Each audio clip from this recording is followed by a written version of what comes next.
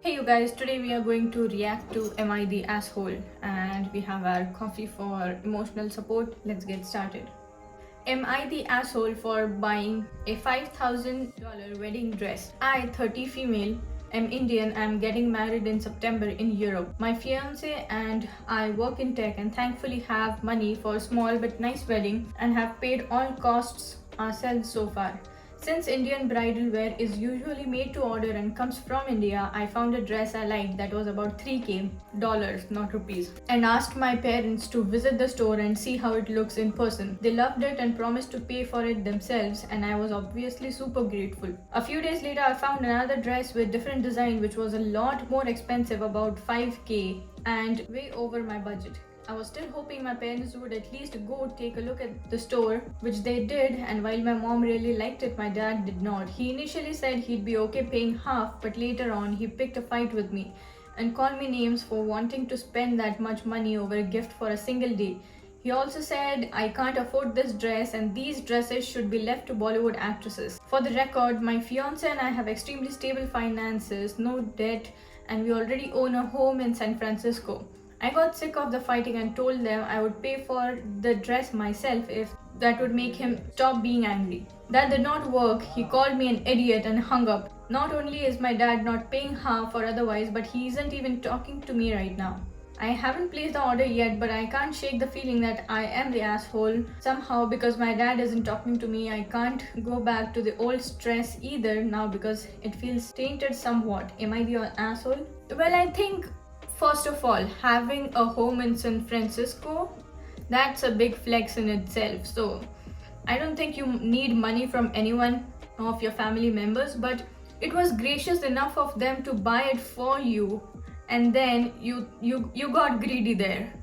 To be honest, like they were paying for your dress, and then you thought, oh, maybe I can get some more. I mean, that's how it's coming across, that you were greedy and you wanted an expensive dress. And your father's remarks on the dress should be left to Bollywood actress, absolutely. I think you can do whatever you want as long as you can afford it. And Bollywood has created so much of glamour and expectations in Indian society that we are never going to fully recover financially from the big fat Indian wedding that Bollywood always portrays. I think use your fucking brain and be a little practical. Yeah, you see, someone says if your finances are so stable, why are you begging your dad to pay you thousands of dollars for a dress for one day? Exactly. Okay, moving on to next one. Am I the asshole for being aware yet shamelessly playing at my parents' wedding game for marriage? Here I come with another dilemma that's a result of my parents' nagging. So apparently I, 26 female Indian, am of right marriageable age, and I have been at the right age of marrying since I turned 24. I dated a few people back in college, but I have been single for the past 3 years or so. When my parents brought up the topic of looking for a guy to marry, I was like, why not? Might as well start the next chapter of my life. Me and my parents had a lot of discussion where I told them of my expectations from my spouse, what I was willing to adjust on, what were some hard no's, etc. Seems fair to me. But I noticed that whichever men my parents brought to my notice were hardly fitting in my criteria. They were either earning a lot more than me or had super rich parents, which are a hard no for me. Were in the army/police, again a hard no. More than years my senior, living very near our house, etc. When I was rejecting these people, my parents decided to just invite the dude and his parents over for tea so I could see them in person. They hoped I would think more about this guy since we were meeting in person and not just reject him outright, but I still rejected him the next day. I finally told my parents last year that I am in no hurry to get married. I'll marry only when I find a person that fits my expectations. My parents said, what if I don't fit his expectations? I said, well, tough luck. I'll keep looking for another one. My parents think I should choose the best candidate that is available now, since I'm young, beautiful, parenthesis, code word for fair. Otherwise, the quality of men will decrease as my age increases and my salary increases. I was firm on my stance and said, I'll keep rejecting people I do not like. Apparently, my parents thought if they make me feel less than welcome in their house, I will agree to get married soon. But they have failed in a lot of attempt to make me miserable and are now playing the waiting game, as in waiting for me to see all my friends getting married and having kids while I am still staying at my parents'. To be honest, I do not really mind because I am still firm on marrying the person I choose, and I'm happy playing this game because there is a chance I/they will find a nice man for me and I'll get married, or they see my POV and back off, or get tired and give up. Well, I recently told this to my aunt, mom's sister, about this, and she was pissed at me. She said I was making my parents miserable and manipulating/banking them into a corner, and it made me feel bad because she usually is on my side about most things. So, am I the asshole for playing along with the waiting game? I mean, I don't think you are the asshole, and as long as the waiting game goes, I think you're gonna win by far because you're younger than them. They're gonna die someday.